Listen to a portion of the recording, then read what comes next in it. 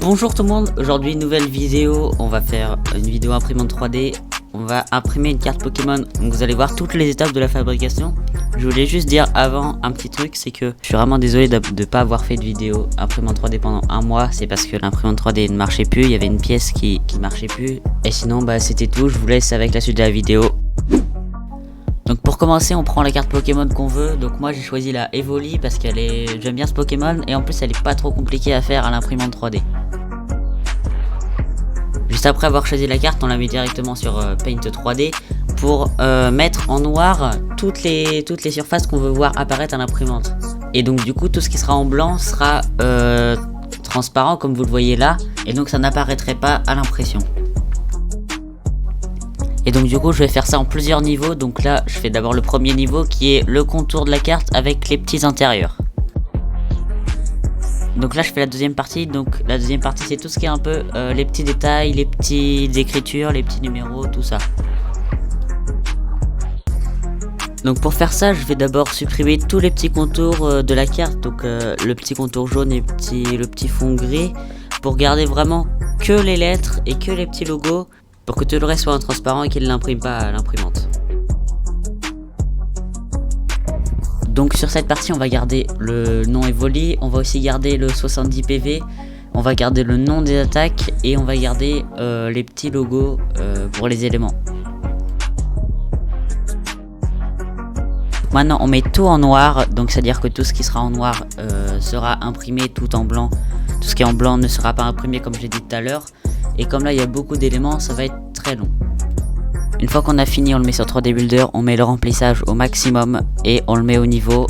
Et on met bien sûr une petite épaisseur en plus pour faire plusieurs épaisseurs de niveau. Ensuite on passe à la troisième partie. Donc sur cette partie là on va garder uniquement le logo base, les éléments du type normal. Et ensuite on va garder aussi la taille du Pokémon et le poids du Pokémon. Et ensuite une fois qu'on a terminé de tout détourer, on le met en noir. Juste après on met ça directement sur 3D Builder. On adapte bien sûr le niveau, on adapte aussi l'épaisseur pour que ça fasse plusieurs niveaux d'épaisseur. Et là on passe à la quatrième et toute dernière partie. On marque juste base et on a juste à le mettre sur 3D Builder. Juste après on l'incruste, on met une hauteur et c'est parti. Et juste avant de l'imprimer il nous reste deux petits détails. Le premier détail c'est de faire un fond bien sûr à la carte de là où il y aura le Pokémon.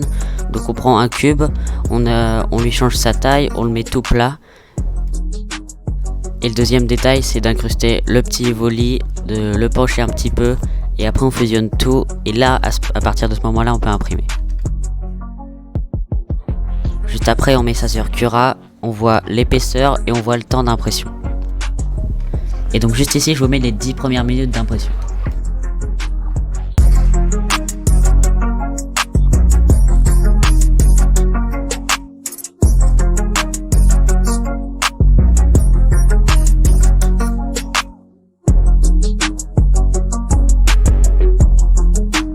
Donc là on passe à la partie reveal. Donc je vais vous montrer tout de suite, ça donne ceci. Donc là on voit bien que tout est à niveau, là il y a des petits reliefs. Et le Pokémon ressort bien de la carte. Il y a juste un truc que j'aurais dû faire par contre, c'est de mettre un fond juste ici là. J'aurais peut-être dû imprimer quelque chose et le coller justement juste ici. Et donc voilà, c'est la fin de la vidéo. Si elle t'a plu, tu peux t'abonner, tu peux liker, tu peux mettre un pouce bleu et va voir mon compte Instagram pour voir bien en détail. Je mettrai en photo la carte Pokémon. Moi je te dis à une prochaine vidéo, va voir les autres vidéos juste là et salut.